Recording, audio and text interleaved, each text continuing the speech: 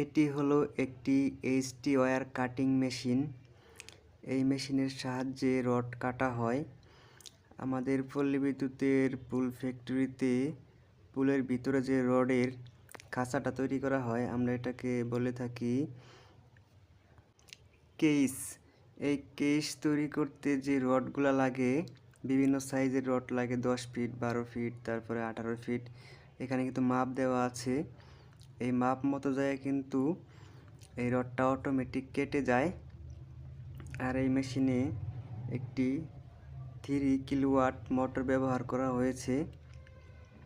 দেখেন রডগুলো সামনের দিকে পুশিং হচ্ছে, তারপরে কিন্তু মাপ দেওয়া আছে। মাপ মতো গেলে তারপরে কিন্তু এই রডগুলো কিন্তু অটোমেটিক কেটে যাচ্ছে এবং নিচে পড়ে যাচ্ছে। একটু খেয়াল করে দেখেন।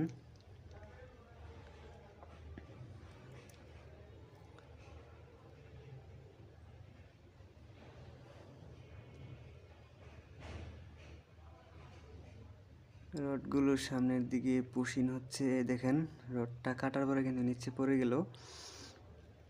এই দেখেন আরেকটা